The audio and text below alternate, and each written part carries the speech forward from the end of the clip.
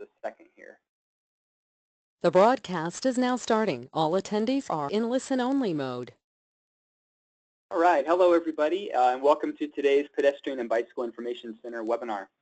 Today's session is going to focus on multimodal transportation networks. In particular, we're going to be focusing on two main topics.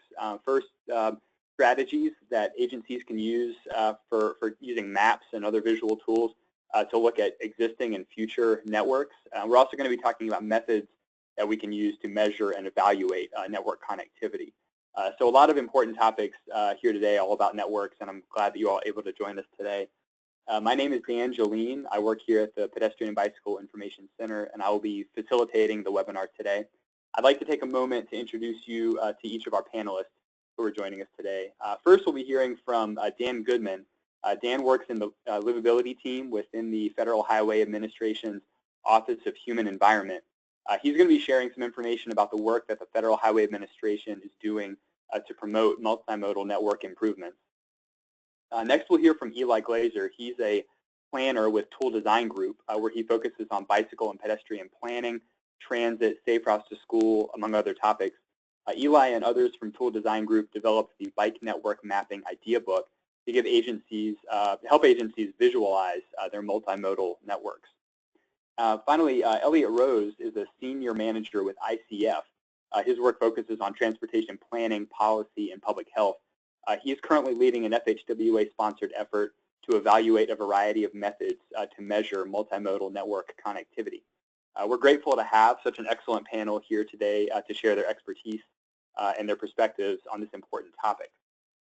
Before we get into the presentations, I would like to shift gears for just a moment and cover a few housekeeping items. Attendees, I'd like to ask if you can hear me. If you can hear me, please click the hand icon that's located in the upper right-hand corner of your screen. This should let us know that the webinar is working and that we're coming across clearly. So I'll just take a look around the room and make sure I can see those hands going up. You? Great. Thanks very much, everybody. Glad you're here joining us today for this discussion. If for whatever reason during the webinar your computer freezes up, I'd ask that you please just reload the website and log back into the program. You should just be able to rejoin our session. Please note that as attendees, you won't be able to speak during the webinar today, but you will have the ability to submit questions and comments to us using the chat function. I'd ask you to please feel free to ask questions at any time. We will be holding about 25 to 30 minutes specifically for a discussion period after the presentations have concluded. We have already posted slide presentations from today's webinar at the link you see at the top of your screen there, pedbikeinfo.org/webinars. We'll also be posting the recording of the session later this afternoon, so you'll be able to look back at anything that you missed today on the webinar. Later today, you're going to be receiving a follow-up email from the UNC Highway Safety Research Center with a link that's going to allow you to generate a certificate of attendance for the webinar. So it's important to know that if you're attending the webinar with multiple people at your site, please just make sure to forward that email to each of them so that they can also get their certificate of attendance. The email is going to contain a link to the specific page where we posted the archived materials from today's webinar. I'll also note that the webinar has been approved by the AICP for 1.5 CM credits. I'd encourage you to check the online AICP event calendar for more information about that.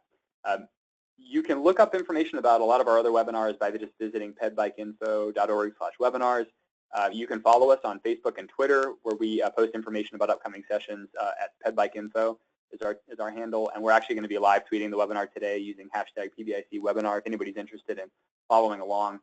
You can also sign up for our mailing list if you want to get more regular updates from us on webinars and other resources that we're talking about. I wanted to mention briefly that we are going to be doing another webinar in about a month. Our next session is going to focus on how we can improve safety for vulnerable road users by using truck side guard technologies, which is a really interesting topic that our panelists will be talking about. So Dr. Alexander Epstein from Volpe is going to be talking about the research they're doing in this area, looking at different policies. And then Chris Carter from the city of Boston is going to talk about really how they've gotten their policies shifted around to where they're really taking advantage of these important technologies to improve safety. So I hope you can join us for that one. pedbikeinfo.org/webinars is the place to find some more info about that.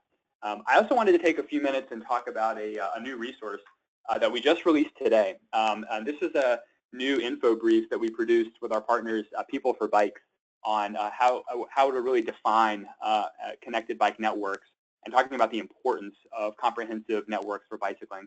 There's a lot of different reasons why we're promoting bike networks. Safety reasons, providing connected networks to really support safe, continuous travel, enhanced mobility for non-motorized road users.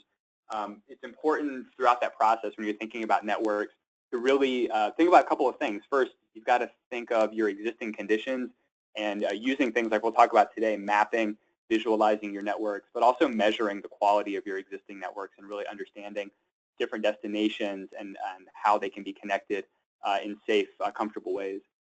There's really momentum in cities around the country focusing on building more connected networks, and these efforts are being supported by FHWA, organizations like People for Bikes, and many others. So if you want to learn more about networks or really get sort of an overview of what we really mean by connected networks, I'd encourage you to access this resource. I'll be sending out a link to you all in just a few minutes, but it's something we're proud of. We just put it out today, so I hope you will take advantage of that.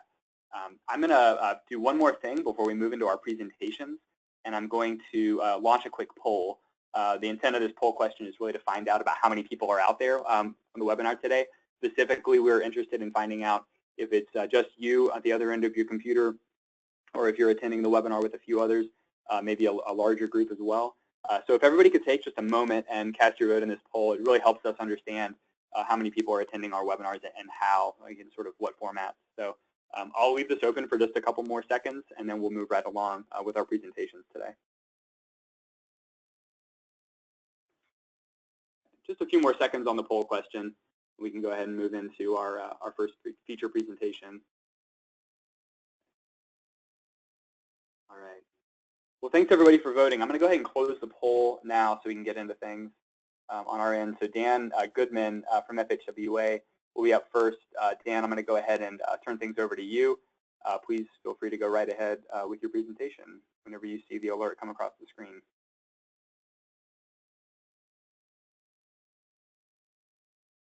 Okay, thank you so much, Dan. My name is Dan Goodman. I'm on the livability team in the Office of Human Environment at the Federal Highway Administration. And as Dan mentioned, today we're talking about multimodal transportation networks. So I'm going to provide some national context for the discussion, and then we're going to hear about recently completed and ongoing projects that really focus on visualizing and measuring multimodal networks and connectivity more broadly. I'll start out with a discussion about sort of the larger national context by saying that documenting and promoting connected multimodal networks are part of FHWA's work really to develop a safe, accessible, and convenient system, transportation system that meets the needs of people of all ages and abilities. So multimodal infrastructure improves safety, and we know that around 1 in 5 of all roadway fatalities involve a person that's walking or biking. So our focus on multimodal networks is really a response to state and local demand.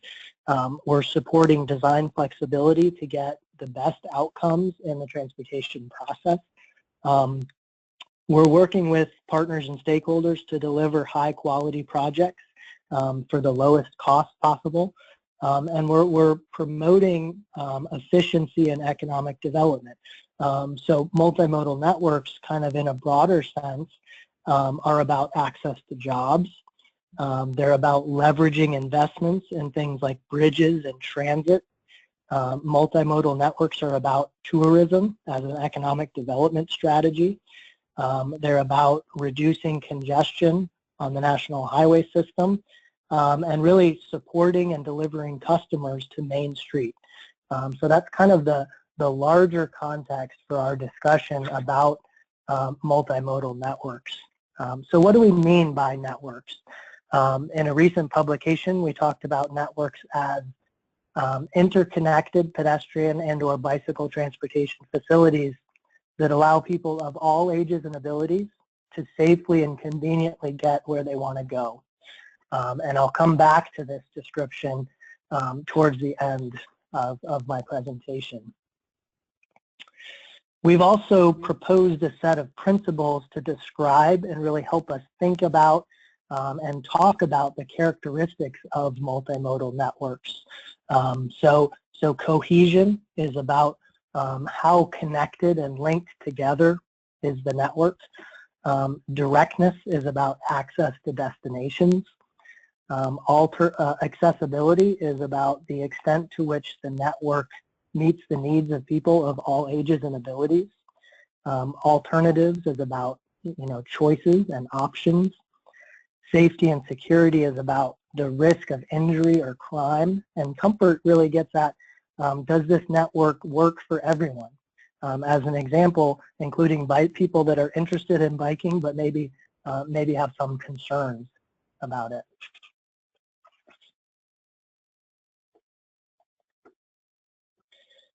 So one way that we answer the questions and sort of come to a better understanding of the characteristics of multimodal networks in our community is to experience the network on the ground, to observe real-world conditions, and to foster relationships and identify solutions at the state and local level.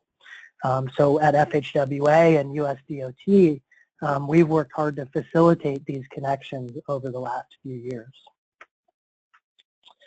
I think it's also important to mention early on that multimodal network improvements are eligible for a broad range of federal funding programs.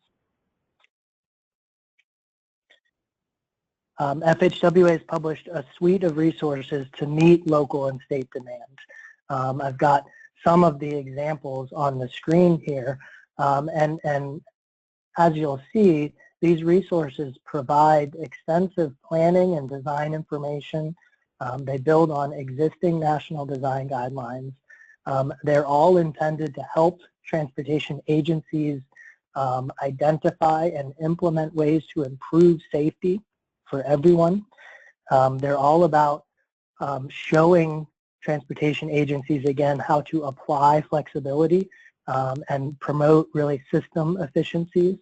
And they're all about informing decision-making and improving outcomes, while at the same time fostering innovation. And on the next few slides, I'll talk a little bit about a few of these documents, specifically as they relate to multimodal transportation networks. So the FHWA recently published a document on the routine roadway resurfacing process. And our roadway resurfacing report really shows how to build multimodal networks, and specifically on-road bike networks, using a low-cost and high-return approach. Our recently published Small Town and Rural Multimodal Networks Guide shows what networks look like specifically in a rural context.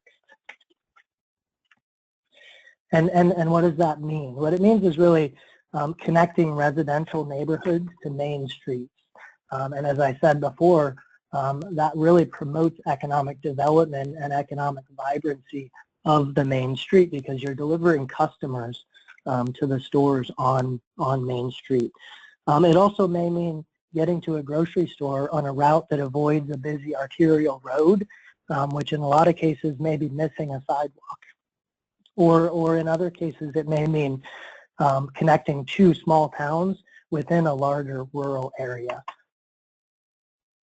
Our document provides detailed planning and design information to really help rural communities visualize the options that are available to them and the ways that they can improve safety for everyone on their roadways. An interesting, an important part of this document is that it provides pretty detailed information about traffic speed and volume and land use considerations, again, really to inform decision making in the planning process. All of the information that is presented is really provided in the context of the transportation planning process. Another important part of the story is really applying design flexibility and proactively reducing conflicts. And our recent document on achieving multimodal networks really focuses on these two broad subject areas. And it really talks about applying design flexibility. It talks about engineering judgment, talks about documentation and formal experimentation as real keys to applying design flexibility and getting the best outcomes. So one thing that we know is that walking and biking is a really fine-grained activity. So good site-specific design can reduce barriers. And this document provides a lot of design and planning examples to reduce those barriers and foster safe travel in the community. But we also need to think about things like bike shed access when we're working at the network level. And again, what we're talking about when we think about a bike shed is really delivering customers to transit, and that's leveraging investments, as I said before. So these standalone design topics show kind of how to achieve networks. And another important thing to note about these is it really goes into a lot of detail about things like transit and freight delivery as critical considerations in the network planning process.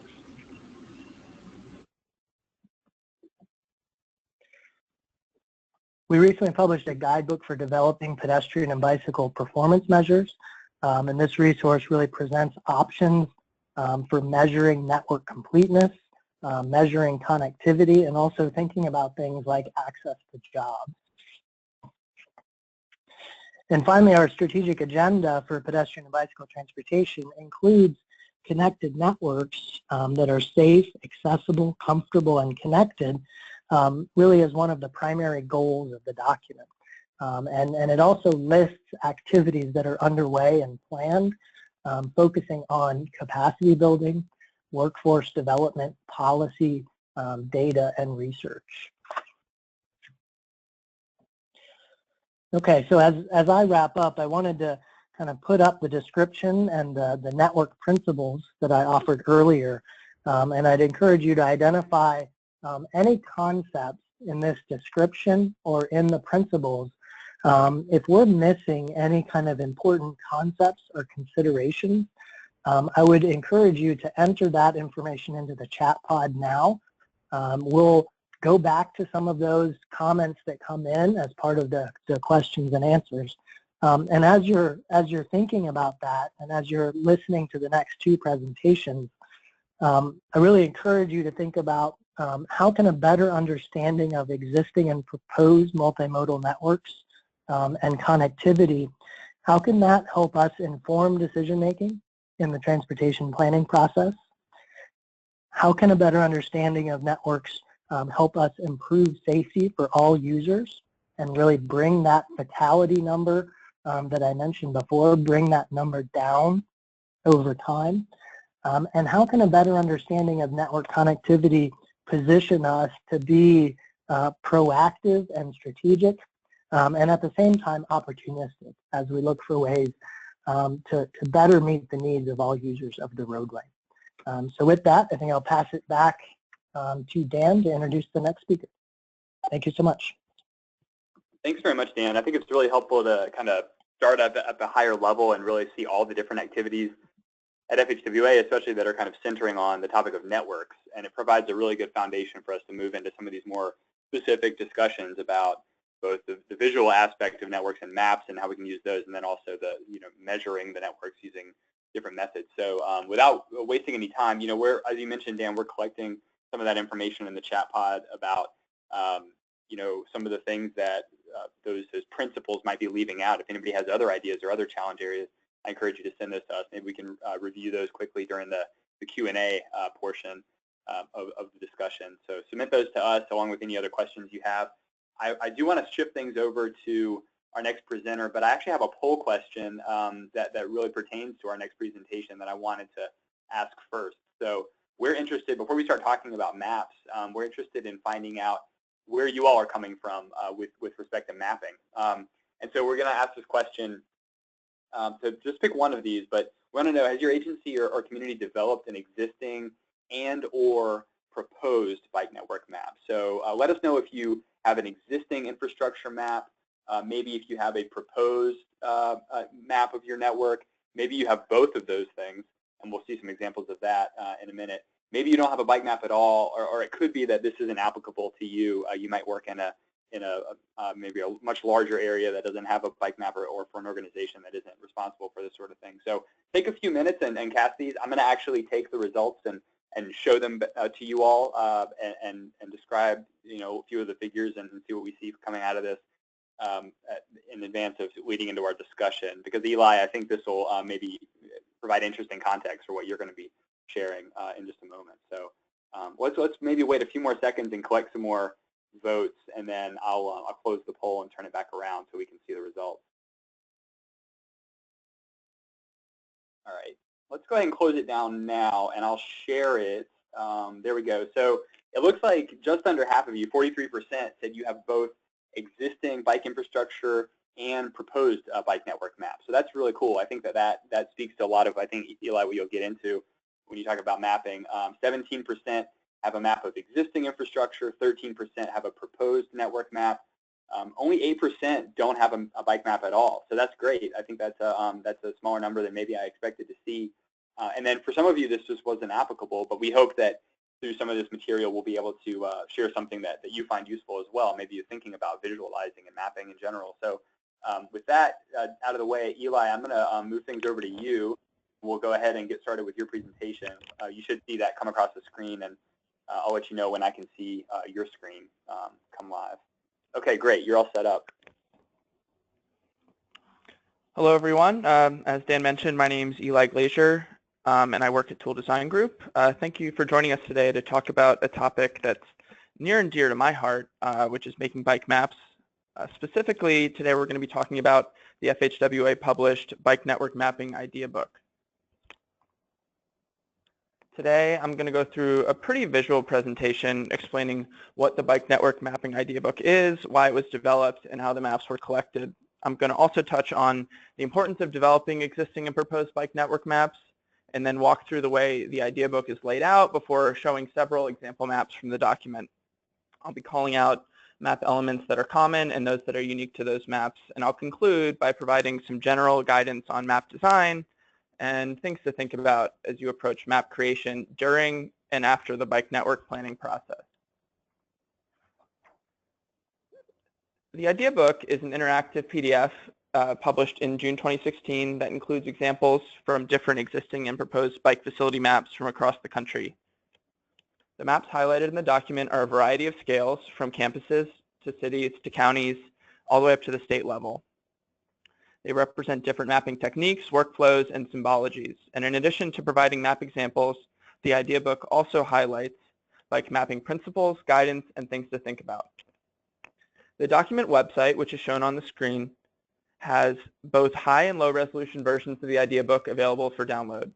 While you can print the idea book out, the full value of the document comes from the ability to click links on the PDF that open full-size, high-quality map examples for you to zoom, pan, and explore. It's important to understand that the maps in the document are not user maps. They're not meant to be used for routing or to guide people to destinations. They're meant to show planned facilities and their relationship to existing ones to help communities lay the groundwork for connected bicycle networks. So why did FHWA want to put this document together? Dan talked about it a little bit earlier, but there were three main goals for this specific project. The first is to inspire communities to develop bike infrastructure maps by providing map examples from similar communities. This idea book is a document that will help you and your organization make better maps. It is a document you can turn to when you're working with your consulting team on a bike master plan to point out the map or maps you'd like yours to emulate. And your bike network planning process plays the largest role in determining what bicycle network map you ultimately make. Each map really is a snapshot of the planning process that produced it.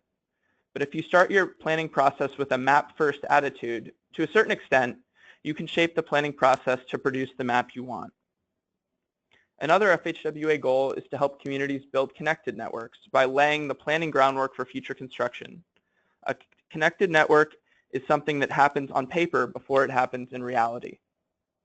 And finally, FHWA is interested in maintaining and updating current bike facility data. To map your existing and planned bike infrastructure, you obviously need to know where you have infrastructure on the ground currently. This knowledge of what is where helps planners make the most informed decisions about where infrastructure should be built next. The same data can be used by the federal government to get a better understanding of the state of bike infrastructure nationwide. The 23 maps in the idea book were whittled down from a much larger list. The project team identified maps that had certain unique elements that other jurisdictions could learn from. This doesn't mean that we picked the most aesthetically pleasing maps, but those that conveyed bikeway information the best. To gather the maps, the tool design team chose a few from some of the projects we've worked on. We asked the APBP listserv to send us some great map examples, and we reviewed selections from FHWA, PBIC, and People for Bikes. We searched the internet a lot. We did a lot of Google image search and PDF searching on different keywords, and in the end, working with PBIC and FHWA, we narrowed the list down to the ones we eventually decided to publish based on how the map was developed, its unique elements, the size of the community mapped, and where in the country the community was. Getting back to the goals of this effort, how does a map help build connected networks? Where is the value of a map? Why would you map existing and proposed facilities? The main reasons you map these are to visualize connected networks, advance priority projects, and get funding to build infrastructure. First, visualizing. It's one thing to develop a table of existing and proposed bike infrastructure with the facility type, corridor, and extents, but to actually see where these facilities are in your jurisdiction, what community assets they connect, how they enable residents and visitors to go to the grocery store, shops, the library, and parks. This all helps promote a shared vision for where and how to create a connected bike network in a way that's impossible for a simple table of existing and planned to do. Next, advancing priority projects. By creating a map, you can begin to see which facilities would provide the greatest connectivity benefits to the most people, which is something that Elliot will talk about in a few minutes. This information can help planners develop priorities for construction. You can also use the map you've created as a tool to take advantage of existing roadway maintenance processes. Pete Lagerway and Jeremy Charzan spoke in their PBIC webinar last week about how a bike map can be overlaid on a routine road resurfacing plan to help install bike facilities through simple restriping. This can be an inexpensive and very effective way to get bike infrastructure built and a great use for a bike map. A bike map can also be useful if there's redevelopment in your community. Working with developers to include bike facilities as a development condition is something that's much easier to do if you can point at a map and say, this facility was the result of a public planning process. And finally, a map can also help make the political case for completing the bike network. It says, this is what our network looks like now, but with some investment, this is what it could be. This is what it could connect. Showing what the full bikeway build-out will be, progress toward achieving it, and how specific links fit in can be very compelling to potential funders. A map can help make the case for the value of each project. As I mentioned before, maps in the idea book are from the state level to the campus scale. I'm going to go through several to highlight approaches the respective map makers took to convey bikeway information. But first, I'm going to walk through how the maps are laid out in the idea book itself, using the City of Portland bicycle plan page as an example. First, at the top is a bar with information about the map's location, when it was published, in what document, and by whom. Next, there's a small version of the full-size map example.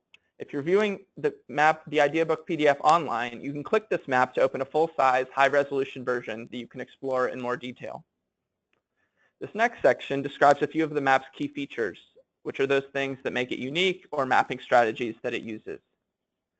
Then, on the facing page, there's a zoomed-in version of the map, so people, particularly those that have printed the idea book, can see the map in greater detail. The map's legend is also expanded for legibility. The first map we're going to look at is from the recent Arkansas State Bicycle and Pedestrian Plan. It's a large-scale map with a lot of information that includes existing and proposed bike routes, existing and proposed shared-use paths, and a bicycle comfort rating for state roadways. Because this map covers such a large area, local context for the line work is limited. To remedy this and to provide a cleaner, more legible user experience, planners also developed a series of regional maps that were able to help place existing and recommended bike infrastructure in a more appropriate regional context. When dealing with state and regional maps, this context may be as simple as city names, county boundaries, and major roads. These are elements that help users orient themselves to what is existing and what is proposed. The next map is from the Greater Yellowstone Trail Concept Plan, which encompasses parts of Wyoming, Idaho, and Montana. This is another large-scale map. It uses solid lines for existing infrastructure and dashed lines for proposed. The bikeway color palette complements the base map very nicely. They seem really to match with the national park aesthetic.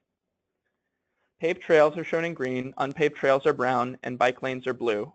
The trail color choices are largely intuitive, and the bike lane color choice is one that is rapidly becoming the norm in maps we've seen across the country. The identified projects callouts, which you can see in orange on the map, are very unique. Together with these project start and endpoints, the callouts directly connect the map to an actionable list of projects which are needed to make the LineWorks connected network a reality. Next map is from the Alameda County Bicycle Master Plan for Unincorporated Areas. It's actually one of 6 maps used to show the entire county. Similar to Arkansas, this map broke the geography into smaller pieces so there could be more detail in the individual maps. The map does a great job of showing surrounding context, including parks, hospitals, schools, transit, and major commercial areas. It does this in a way that still keeps the focus on the bikeway network. The line work is solid for existing and dashed for proposed. Jurisdiction boundaries are particularly well delineated on this map, which makes sense because there are many jurisdictions and the plan is just for the county's unincorporated areas. It was important to differentiate this plan's projects from those in other plans. The line work does this and the boundaries reinforce it. This map is from Idaho Falls, Idaho's Connecting Our Community Plan. Idaho Falls is a smaller community of about 56,000 people. This specific map simply shows existing facilities as solid lines and publicly identified bikeway gaps as red dashes. The plan has another map that shows the recommended facilities. Schools, bus stops, parks, and railroads are provided for context. The map is unique in many ways. One is that it has callouts to community feedback about biking recommendations at specific locations in black and orange. The comments themselves are found in a map sidebar. Depending on the amount of community feedback you receive during your planning process, this approach could be an effective way to increase a community's sense of ownership over the final map and bike plan because their comments have literally become part of the plan. This may, in turn, make it easier to build out the network. Another unique thing about this map is that a local asset, in this case a network of canals, is specifically highlighted as a set of possible trail corridors. In your community, you could do something similar, be it with high voltage power line corridors, rail lines, or another asset. This map is from Atlanta's Connect Atlanta Comprehensive Transportation Plan. This is one of many maps in that plan which show different sections of the city's existing and proposed bike network. Existing line work is shown as solid lines, and proposed line work is shown as a solid line with a dash down the middle, which is unique among the maps we reviewed for this project. This map proposes many different bicycle facility types and shows a proposed network that appears very detailed and thought out. For instance, looking to the south, Auburn Avenue has many different facilities located along its length. Evidence that planners took the time to look at the street in block-by-block detail and recommend appropriate and feasible facilities. In this example, the connected network of existing and proposed facilities is shown in a unique way. It's floating above the rest of the map. This can be helpful as a tool to convey network connectivity both internally and to the public because it simplifies things and allows the eye to focus on the network itself. Another cool thing about this map is the fun, intuitive scale, which I've added in the upper right of this slide. It helps users understand how far you can bike in how much time by making the scale distance and minutes to bike that distance. This map is part of the Boston Bike Network Plan. It has many different facility types, both existing and proposed, more so than in any of the other map examples or maps that we looked at as part of this project. Existing facilities are shown as solid lines, and proposed facilities are shown cased in black so they stand out. Lower stress facilities are shown with thicker lines to draw the user's eye. Cycle tracks, shown in purple, are shown in such a dominant color and the same width as shared use paths to emphasize that they are both high comfort facilities, and it also further highlights the low stress connected network that the city hopes to create.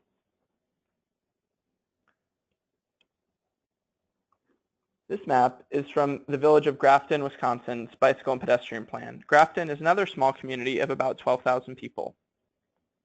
Their existing and proposed bike facilities map shows existing facilities as solid lines and future facilities as dashed or hashed lines. It's a simple map where the background grays help the line work call attention to itself. Two particularly interesting things to point out about this map are, first, it includes a paved shoulder facility type.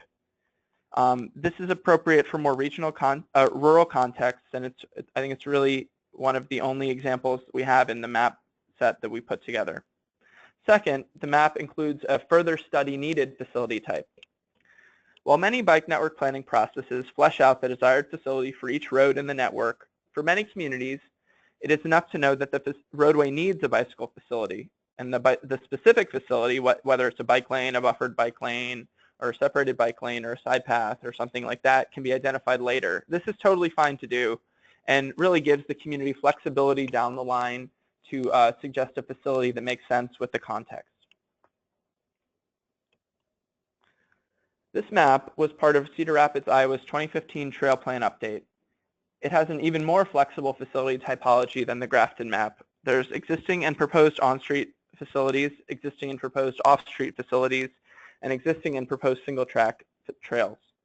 Existing facilities are solid lines and proposed facilities are dashed lines, and the only points of interest or local context shown are parks and schools.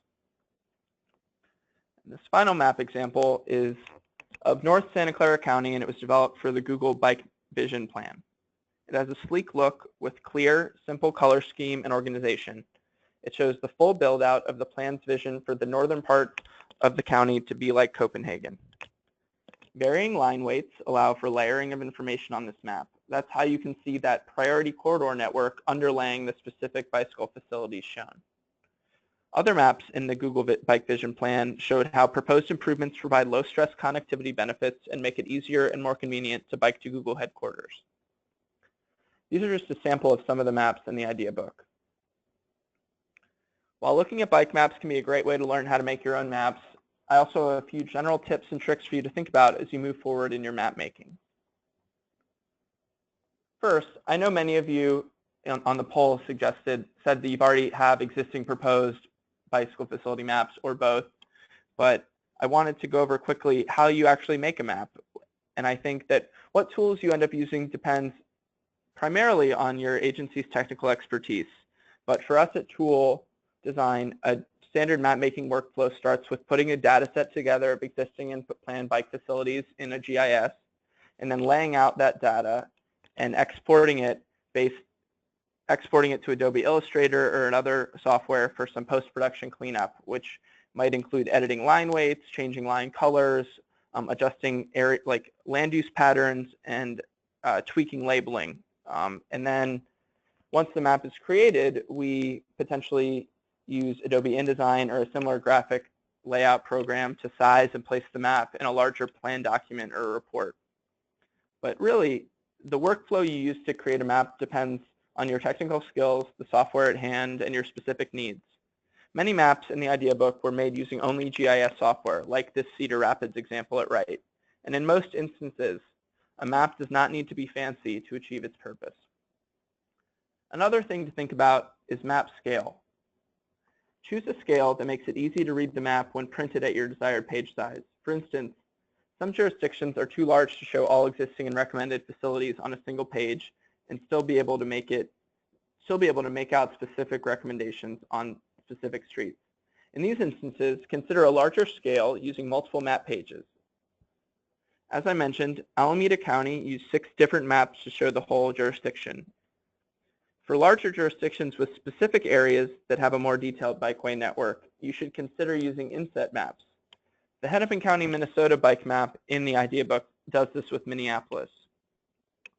How much information will your existing and proposed facility line work convey? As I discussed in the beginning, This depends largely on your planning process. Did you decide to recommend specific bike facilities for specific streets? Like a separated bike lane will go on Street A between Streets B and C? Or are you just recommending a general on-street facility on Street A? Perhaps you aren't even sure about facility at all and instead are focusing on identifying bikeway corridors broadly. It sounds simple, but if you don't recommend specific facilities, your bike map you can't show specific facilities. Different map types are all represented in the idea book, and how specific your bikeway recommendations are will influence follow-on decisions about color palette, symbology, and legend development. Without exception, a map with more flexible recommendations is easier to produce. If your planning process resulted in a bicycle network without specific facility types, just on-street and off-street, for instance, then you may just need to use a solid and a dashed line of one color and a solid and a dashed line of another color, like the Cedar Rapids map does. If your plan has more specific recommendations about shared lane markings, bike lanes, separated bike lanes, contraflow lanes, and the like, then you'll need to consider a more complicated symbology, like in the Boston or Atlanta examples. In addition to solid and dashed lines, you may also want to consider using cased line work as an additional symbology option, either for whole categories of facilities, like planned or existing, or for specific facility types, like contraflow or buffered. Making a map that shows the existing and proposed bike network is one thing, but providing bicycle network context can make it easier for map users to orient themselves to where specific recommendations are. It also makes it easier for users to understand how different parts of the network connect and how they might use existing or future segments to run errands, access local recreational opportunities, socialize, and commute. The type and quantity of local points of interest shown on the map depends on the data available, but also which destinations map makers believe are the most important. Common context layers include parks, major transit stops, commercial areas, and schools. This Boston example at right emphasized transit hubs. You see T-stops, hubway stops, water taxis, water ferries, that sort of thing. Showing too many different points of interest can reduce map legibility and detract from the main purpose of the mapping exercise, which is to communicate the existing and planned bike network and ultimately to help get biking infrastructure on the ground. Remember, these maps are planning maps, not routing ones, so they can and should show fewer points of interest than a user map might. The Bike Network Mapping Idea Book is a resource for you to learn from your peers and better visualize your community's connected network so you can make a compelling case for making it a reality. Whether you've never made a map before or you've made many, the idea book will give you examples that you can emulate to make better maps in the future and to ensure that you have the best possible product. Next, Elliot Rose is going to help us understand how to measure bike network connectivity by sharing some early findings and examples from an FHWA guidebook being produced to help transportation agencies apply connectivity measures effectively and appropriately. Thank you for your time, and I look forward to taking your questions later on. Great, thanks so much, Eli. I really appreciate that. That's a really good overview of that Bike Network Mapping Idea Book and some cool examples of different maps. I dropped a link to the full book into the chat pod in case anybody wants to take a look either now or after the webinar, but it's a worthwhile experience to, as Eli mentioned, kind of click around and pull up some of the large maps and really dive into them. So let's move right along to Elliot's presentation, and then we'll be able to do some Q&A. I encourage everybody to continue to add your questions, send your questions in to us as you have them. But for now, Elliot, why don't you take a look at the screen? You should see the request come across, and as soon as your screen comes up, I'll let you know. All right.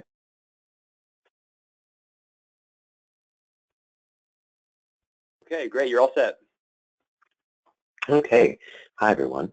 So I'm Elliot Rose. I work at ICF, and I'm leading, as I mentioned, the project on measuring multimodal connectivity.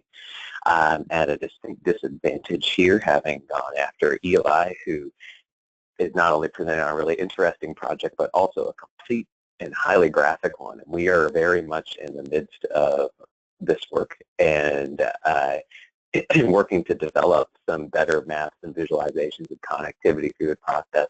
So I'm only sorry that we're not a couple months into the future and I don't have more visual examples of what the work looks like, of what our work looks like to share with you today. But I'm going to try to make it as visual as possible to give you some sense of how we see folks actually taking the type of mapping that Eli had just talked about and translating that into, into a measurement of connectivity that they can use to track progress in their networks or even, plan and prioritize new improvements. I think Dan covered this pretty well, but for the purposes of this project, a working definition of multimodal connectivity is the extent to which bicyclists and pedestrians can make comfortable trips from beginning to end when traveling to destinations throughout a community. As we'll discuss in a minute, there are many different sub-questions and spins you can kind of put on connectivity, but overall, that's what we see folks looking at. This example I'm showing you right here is an interesting, I'd say pretty advanced one, where this is from research conducted in Seattle, and the researchers looked at how many kind of basic neighborhood, basic daily destinations, places like shopping, shopping centers, other retail destinations and jobs, folks can reach via low-stress bicycle networks from different areas of the city. Measuring connectivity is important so that you don't end up with a situation like the one pictured here, where you have potentially a user riding along what looks like a pretty wide and reasonable quality bike lane that might draw someone who was maybe not as comfortable operating in mixed traffic, and they're navigating through the city, and suddenly their bike lane ends, and they come away from that with a bad experience, and maybe either feel like they've been exposed to safety risks, feel like they feel like they might feel like they want to bike again. They might be a little bit more cautious in navigating their city. So we see cities looking at connectivity in many different ways to kind of all with the goal of avoiding this disconnected situation, but some places are gauging progress toward goals that they've laid out. Some are comparing plan alternatives, and some are looking at baseline conditions and using connectivity as a basis to prioritize projects that close key gaps or increase connectivity in areas that currently lack it. So, if I could sum it all up, what we've learned so far, connectivity is really important, but there are a lot of contextual factors that go into determining how agencies measure connectivity. We don't feel like we are going to come out of this project with one single connectivity measure and methodology to rule them all. So if that's what you're waiting for, I'm sorry to disappoint you. What we do want to come away from is our recommendations that are really sensitive to where agencies are at in the planning process, what type of projects they're looking at, what their goals are, and what they can do with the data that they have.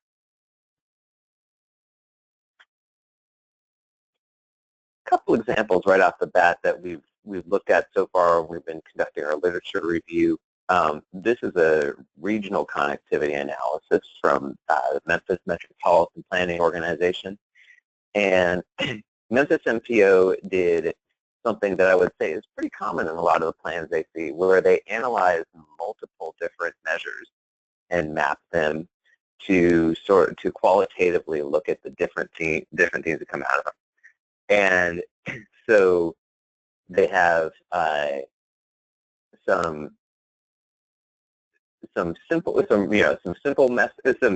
relatively simple measures, and then some very advanced ones. On the left is one of the simple ones, connected node ratio, which looks at how many of the intersections have fully connected nodes in a zone. And so they're mapping this by the travel analysis zone. And you can see that connectivity by that standard is pretty good in the core of the region, but not so good in the more peripheral areas of the region. And the second is a shortest path analysis that shows how far someone traveling along a route would have to deviate from that route to take a bicycle facility. And there, this is a very hard map to interpret at the scale I'm showing it. But to me, the thing that really pops out here is, when you look at that connected node ratio left, you see, the core, downtown Memphis, which is that dark green area right along the river in the central west. That's looking pretty good. But when you look over at the shortest path analysis, you do see some areas popping out in red where even within that downtown area, connectivity is generally, the street network is generally pretty connected. Bicycle facilities aren't so connected.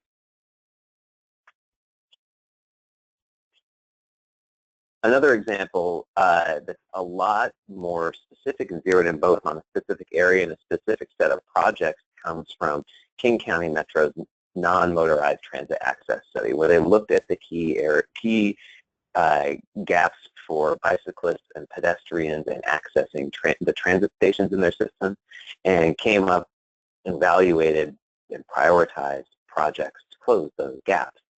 And so both of these maps show, you see 4 maps here.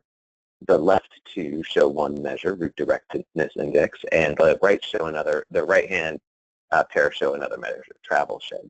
Both pairs represent before and after conditions where they've conducted they're looking at how the measure varies once they implement some specific access projects that are flagged on the map.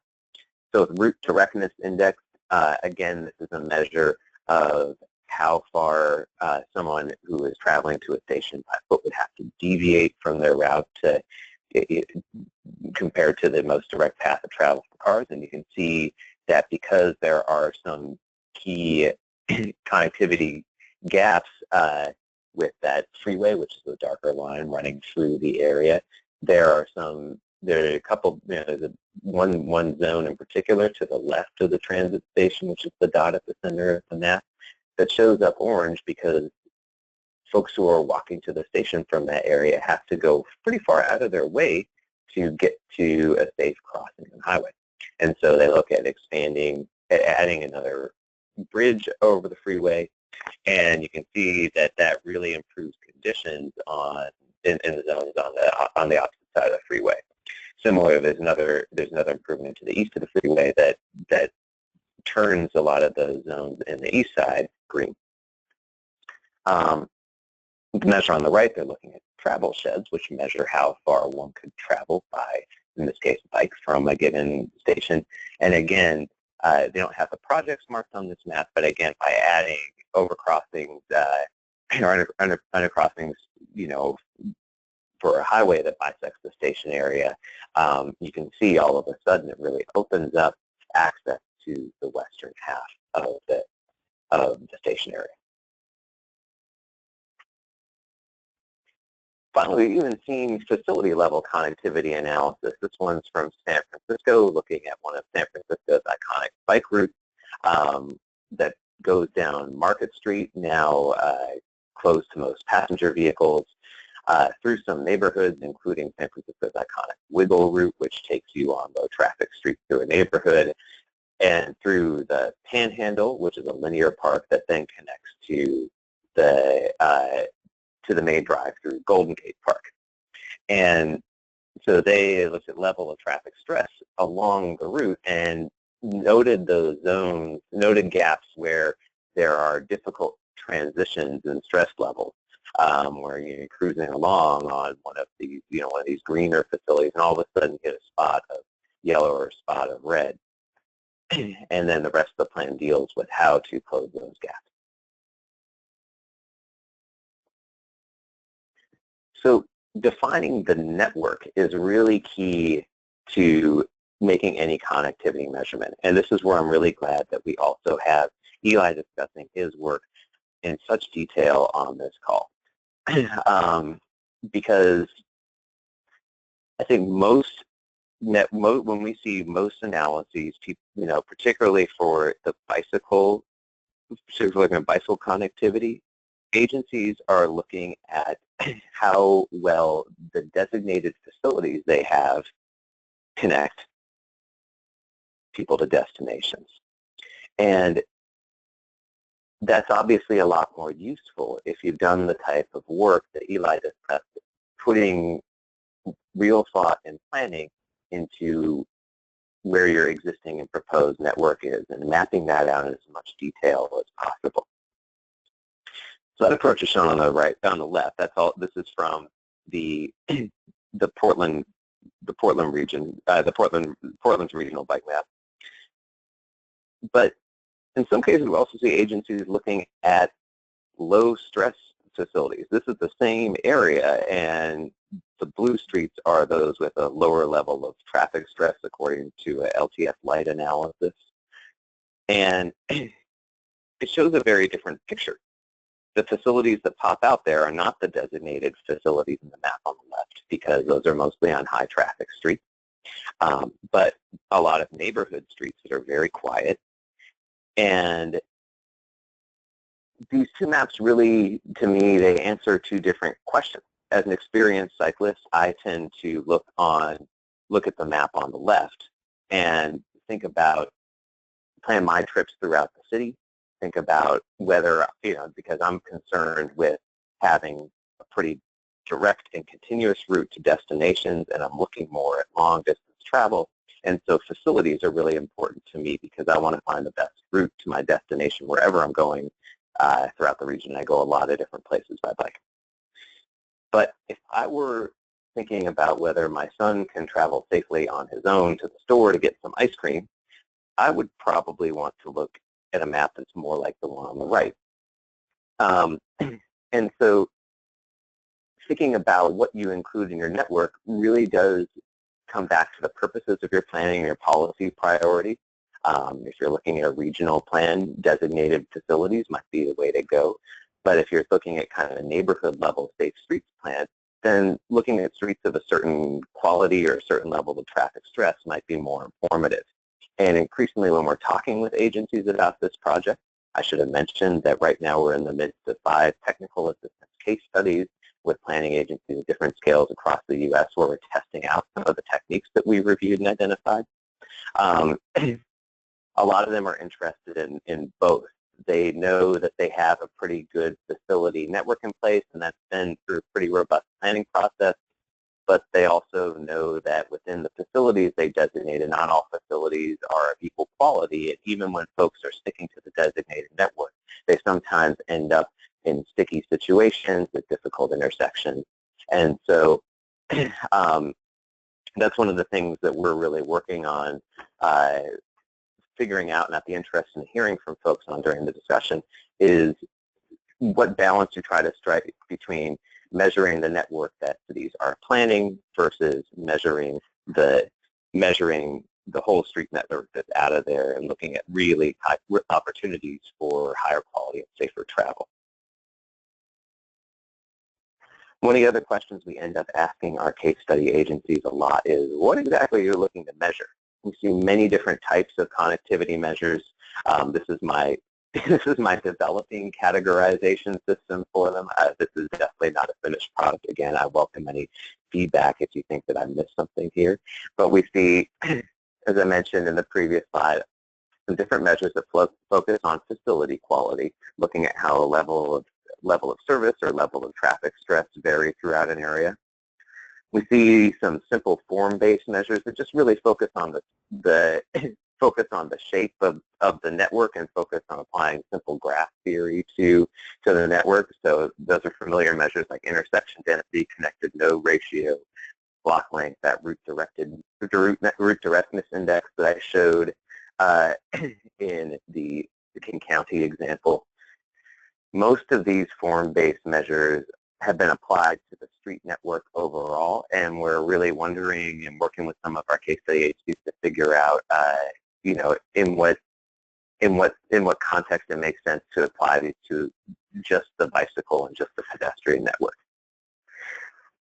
There are also destination-based measures that look at not only how far one can travel by bike or by foot along the network, but also at how many destinations someone can reach, integrating land use to think about places where, to think about how well facilities really connect people to the places they're likely to travel to. Then there is a lot of did we build it type of measures where folks measure just the percentage of their network that's complete, and the miles of planned bicycle facilities that they put in place. I'd say that, as consultants who love to geek out on advanced GIS, we were a little bit skeptical of these type of did we build it measures when we went into this project, but actually looking at the practice more and more, I'm feeling like they can be really, really meaningful if you've undergone the type of process that Eli was describing, where you're really thinking critically about where your bike network's at and where you want it to be. Then finally, there's eyeballing. There's just taking a look at the maps and, maybe taking a look at 8 different maps like Memphis MPO did, giving yourself a lot of information about the bike network, but ultimately bringing it down to a qualitative judgment call rather than a quantitative measurement. And that can be really useful too, because you're combining that with the judgment of people who use the streets and know what they look like.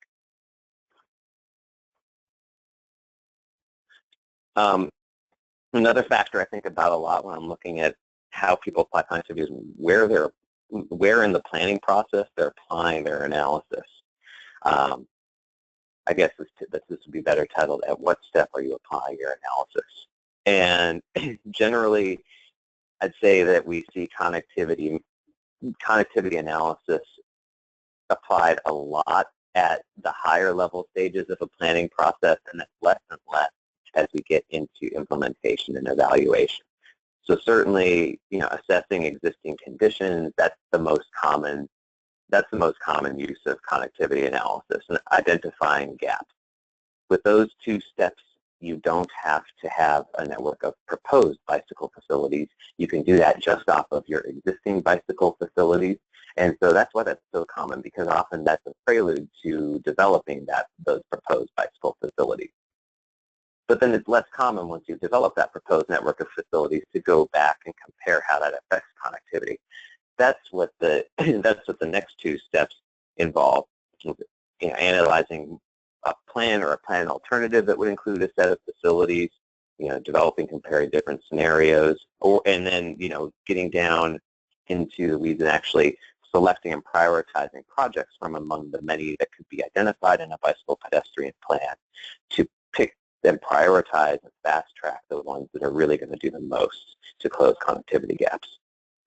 Finally, could actually use connectivity measures to inform project design. We see some examples of agencies that have the capability to use this but haven't really applied it in practice. And then evaluating progress over time. So looking at progress toward goals and change over time. One nifty example of this that I encourage folks to check out is this Lincoln Complete Streets tool, which is an online map of the complete streets gaps in the Lincoln, Nebraska area, where they map those gaps and track them and look at whether they've been closed. You can see how the network evolves over time through that tool. I also like to highlight that measuring connectivity isn't just about measuring things.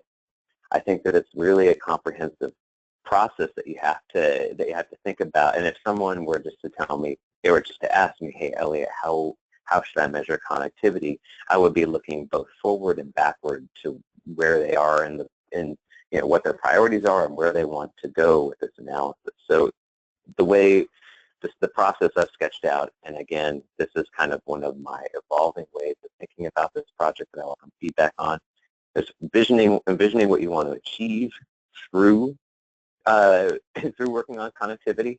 We see a lot of bicycle and pedestrian plans that have really excellent policy statements about improving connectivity, and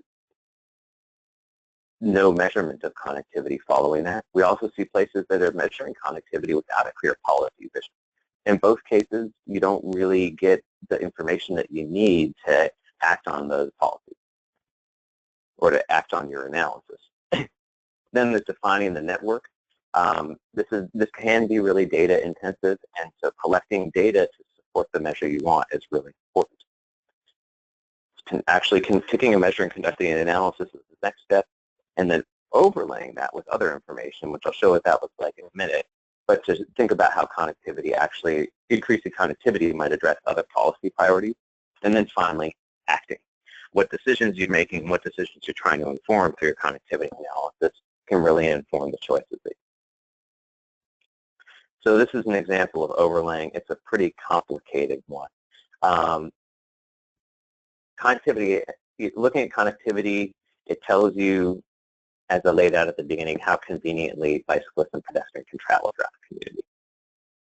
Anecdotally, improving connectivity can help address safety. It can help people access destinations. It can get more people using your bicycle network, but there's not research quantifying this. It's very hard to actually draw a direct link to that. So what we see is instead a lot of overlay where folks look at the connectivity of their network on top of other data, and then they prioritize improvements in high crash zones or high job access zones. This is an example of the latter from Portland Metro's regional bike model, where it looks at the modeled increase in bicycling mode shares due to a pretty significant new connectivity improvement, a new bicycle and pedestrian bridge spanning the Willamette River in the middle of the city. And then it looks at how that mode share corresponds with areas of high employment. And so drawing the connection between connectivity, people's travel choices, and the destinations they're traveling to. That's it for what I'm going to present today. I'm really looking forward to hearing questions and discussion from folks on the call. I did want to leave my contact information up there. Because our project is in progress, I really do encourage you, if we don't get to your question today, if you have a thought later on about this project, to please contact me. We're also always looking for more viewpoints on this. Thank you so much. Great. Thanks very much, Elliot, for that presentation. I think there's a lot of valuable information there. Clearly, this project is going to result in some really good guidance for communities who are interested in doing some more connectivity measurement. So I'm going to quickly move over back to my screen so we can get into some of the discussion here, bring it all back together. And one thing I wanted to start with is sort of getting directly kind of into the weeds on one particular issue that's come up, and that is it seems like both the mapping exercise that Eli, you described, kind of looking at things visually and getting those maps together, and then definitely the connectivity measurement, whether you're doing it, depending on, no matter which method you're using, they all require some level of data to be had by the community in the first place. You've got to have inventories in place to show where the facilities are that exist before you can even really look at them on a map. And then you, obviously, for connectivity, you've got to have some level of data input. So I guess I want to ask Eli and Elliot both, maybe in that order. Eli, if you want to respond first, but do you see having good access to good quality data as being sort of a prerequisite for being able to, for developing a map and really thinking about a broader network? It's a good question. Absolutely. I think in my presentation, I sort of touched on, like, one of the goals of the idea book was to sort of spur more communities to maintain current bicycle facility data. I think measurement and creating a connected bicycle network, you obviously need to know what you have already, and that's really the only way you can make those planned facility recommendations that will improve the network. So I know, as somebody who deals with data constantly, that sometimes the most challenging part, a lot of times the most challenging part of either a connectivity analysis project or a mapping project, like just like an aesthetic mapping project, is wrangling the data, and it can be a big investment. But I think what I would say is that once you have gotten your data current, once you know where all of your existing bicycle facilities are, maintaining that data set is easier with time, obviously. So that's what I'll say. And I would, I can go awfully deep in what type of data you need. I think that you either need very rich data or you need a really robust planning process informing the data that you have. You definitely need to know the location of bicycle or pedestrian facilities in your planning area. There's no way around that. But if we actually see agencies doing some pretty good connectivity analyses, even where their data doesn't differentiate that well between, say, different types of facilities, or between the characteristics of the adjacent roadway that make it more or less pleasant to walk or bicycle along. In cases where those communities have already done really great community-driven planning processes to map out their facilities. So they may not have, so they may not, they feel like they've achieved consensus on where the facilities are and where the facilities need to be. And that's enough for those facilities, and that's enough for those regions to go and use that data that they have as a basis for the connectivity analysis. In places where there isn't that type of consensus or consistency, like there are a lot of regional governments where some local jurisdictions are really ahead on their data and others aren't as good at collecting bicycle and pedestrian data, so it's up to the regional agency when they're doing their bike ped plan to fill the gap. That's where you start, that's a situation where you start to need a lot more robust data, not only on facilities, but maybe, some of the stuff that might inform a level of traffic stress analysis, so that you can, you can start to, you can get out in front a little bit and identify the need for facilities, even where you don't have that robust, like a facility, or a consistent of, a set of a set of plans across the region. Okay.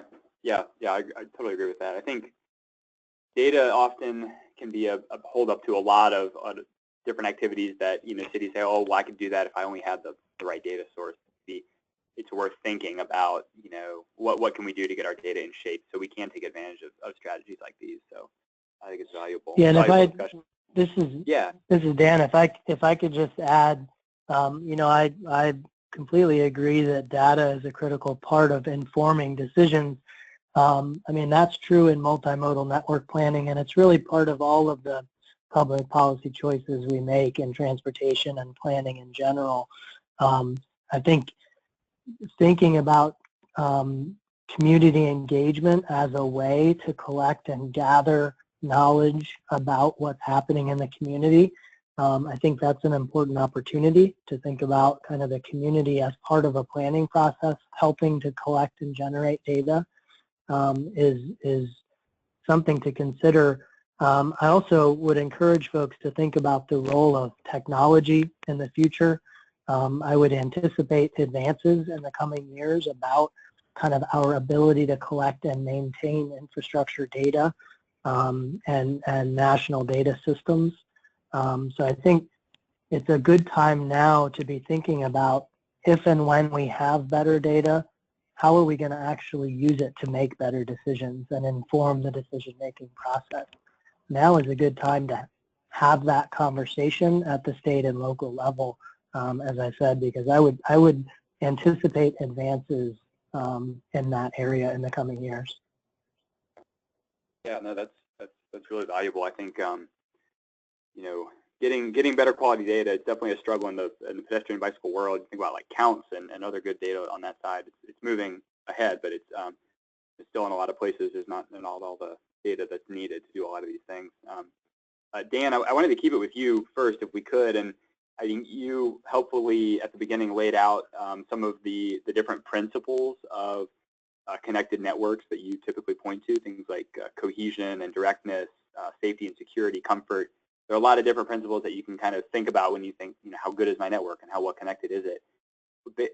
Thinking about mapping and also some of the measures that Elliot laid out, do you have a sense of which of those principles are more easily measured by these exercises than maybe some of the other ones? I immediately think, for example, that comfort might be such a difficult thing and maybe more subjective to really establish through a network measurement or connectivity measurement tool, whereas something like directness is much more quantitative.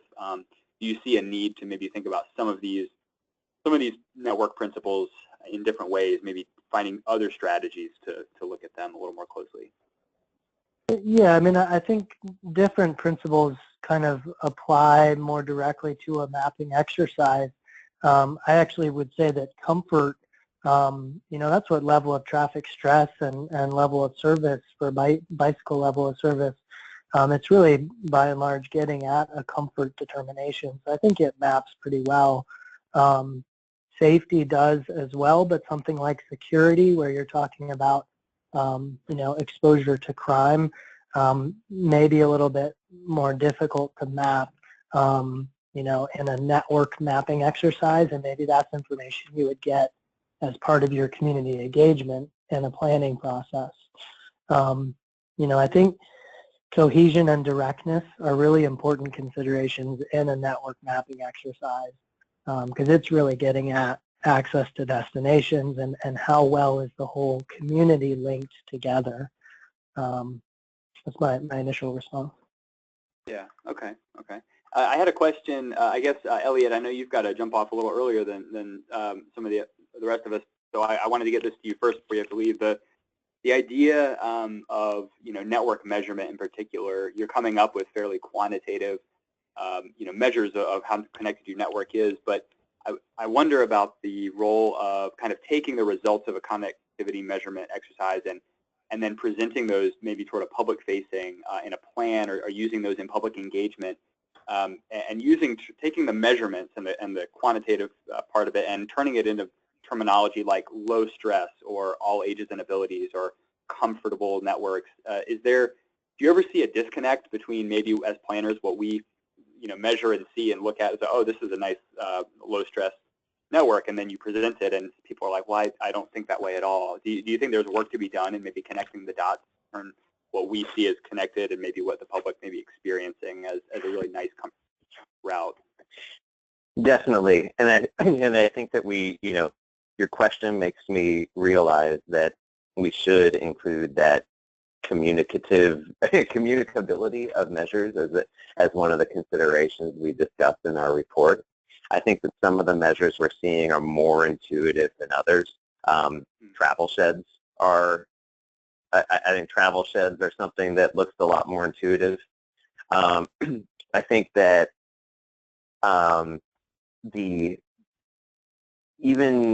I've seen some pretty skillful examples of agencies explaining even more complex measures, or indexing them, indexing a bunch of different measures into a rating system that tracks reasonably well with how users perceive the system. I think that the number one thing that we do right now that makes it challenging is that a lot of agencies aren't sure themselves which connectivity measure to use sometimes, and so they map out all of them, and that compounds your problem, because not only do you have things, instead of having one measure that's potentially hard to communicate, you have 8. And so I really do hope I think there is an opportunity to get folks thinking a little bit more critically about really strategically picking those 2 measures that really mean the most to their planners, and then presenting those in a way that comes across to the public. Mm-hmm. And thanks for pivoting to me. I do actually have to drop a little early, but I really do welcome folks to follow up with me with any questions, please. Great, and thanks for being here. Really. Well, yeah, thanks so much. I wanted to keep that line of thinking going and shift it back to Eli, because you mentioned right at the outset, Eli, on your bike network mapping idea book, and a lot of the examples there, that these aren't route maps. These aren't things that you're handing out at your local bike shop or at parks. You're not intending for people to use them necessarily to select routes. But I do think, obviously there is that public-facing component of this, and using maps in public engagement. I wonder if you had examples from the book you put together of maybe some of the maps and some of the terminologies and the ways in which things could be mapped that do really lend themselves to displaying back to the public and saying, this is how we want you to think about our network that we're trying to develop, and presenting it in terminology that the general public can understand, not necessarily maybe using more complex jargony terms. And should agencies think about that when they're developing their maps, especially if they're only thinking about developing maybe one series of maps? They don't have the resources to build a bunch of them, internal and external use. What sort of things can be mapped effectively to show the public, kind of where things are going with the bike network, I guess? Right. That's a great question. I think most of the maps that we looked at did an okay job of sort of explaining what the facilities were. I think on like in terms of like connecting to the public, if you don't know, I think one of the good things I think about these maps is that they're not standalone products. They're in a plan. If you have a map that says a bike lane, a shared use path, shared lane markings, what have you, depending on the facility, I think it's my hope that the facility type and sort of the terminology being used in the map would be explained somewhere else in the plan. That being said, I think that one of the maps that I really particularly liked for its sort of accessibility in the planning document, in the idea book, was the Port of Portland put out the Portland International Airport Bicycle and Pedestrian Master Plan. And the legend for that plan describes, it says bike lane, it says planned bike lane, shared roadway, multi-use path. But it actually, in the legend, it has these little schematics that sort of explain what those facilities are, like what that means, which I thought was really neat and sort of unique. I think if you have a standalone map, you're going to need to explain either with some sort of plan view or section view graphic, like what those facilities are, because I think separated bike lane is not, I think in the profession, obviously, people are aware of what it is, but it's not super intuitive. So that's what I would think. I would think, are you making a map that's standalone, or are you making a map is part of a larger document that can sort of explain it? Right. Yeah, no, great. Yeah, and I think if I could add to that, I think maps that do a good job of showing the connectivity of the bike network with schools and other community destinations, I think are things that communities can identify with. I think it's important to show linkages to transit and sort of showing those intermodal connections. And also, I think really effective maps really show the relationship between a local bike network and a regional trail system to show how the local routes feed into the regional routes. And I think it's also helpful when maps do a good job of demonstrating sort of parallel routes and alternatives. I think that's helpful. Yeah, no, absolutely. Those are all really important things. I think they're concepts that you can get across and people can understand, but it sometimes is hard for us as professionals to get outside of the terminology that we're used to, and things like even using the word facility, it's like, what does that mean to a regular person? So I like that a lot. Dan, had a couple of share with you early on. You asked about additional principles that you could apply to think about the quality of a network, and one that came up a few times from a few different people was this whole idea of a network being attractive, or the network's aesthetics, something about the experience of being along a facility. And I wonder if you can talk about that at all, and if you think that might wrap into one of your existing principles, or if that's maybe a potentially one to add to your list. Yeah, no, I think an attractive facility and sort of the aesthetic characteristics of a facility are really important. I think we can talk it over. I guess I see those as components of comfort initially, because I think, obviously when you have those features and those amenities, the facility is more comfortable. But I think that's great feedback, though. One question I might finish on, and it's not an easy one to answer.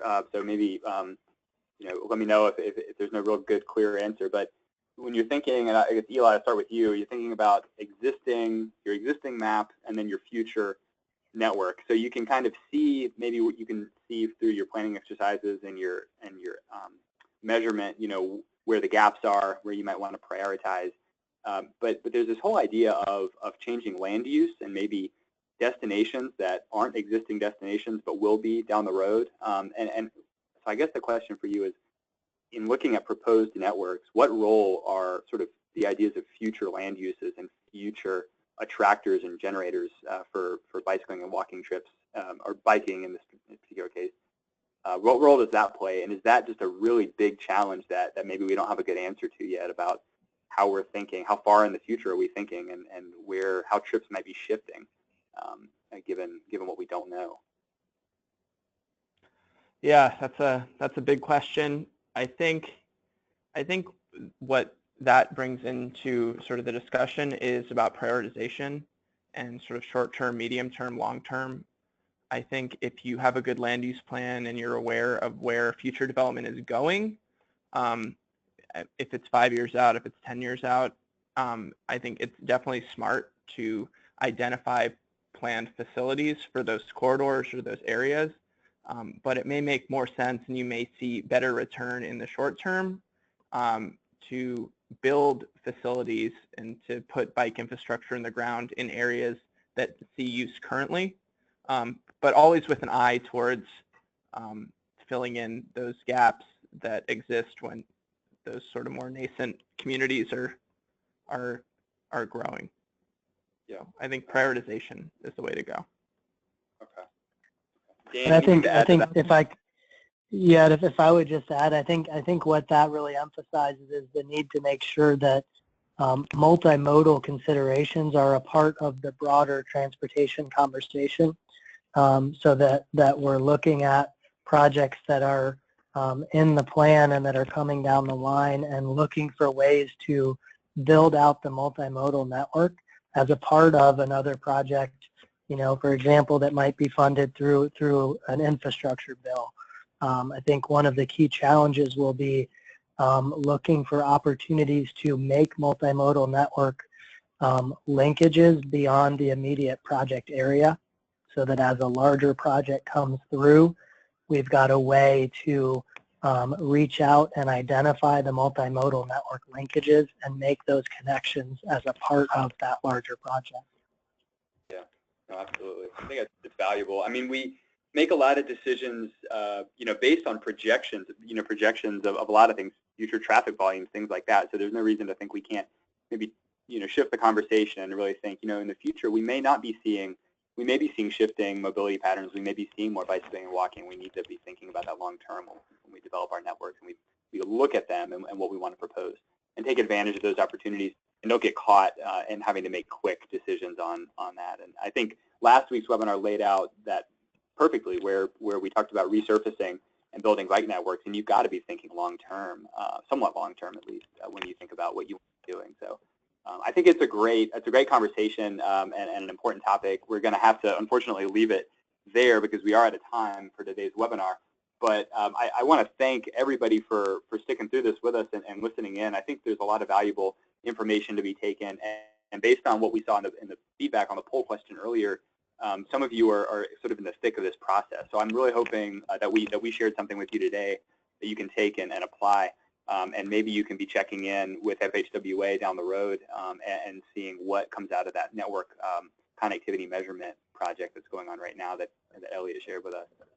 I'm going to just remind you all that later today you're going to be receiving an email from us with a link to our webinar archive page. We'll be posting the recording there if you want to look back at anything. We posted our info brief on connected bike networks there too that we just released today, so I'd encourage you to check that out. That email is also going to contain your certificate of attendance link for the webinar today. I also want to just remind everybody that a survey is going to greet you as you close out the webinar. We would appreciate your feedback on the performance of the webinar today, the topic, maybe ideas about what you'd want to see us cover in the future. We're always interested in your ideas and your feedback and how we can improve. I just want to, as a closeout, say thank you to Dan Goodman, Elliot Rose, and Eli Glazier for the presentations today. And thanks to all of you for joining us today. We'll hope to see you on our next webinar. Thanks very much. Have a great day, everybody.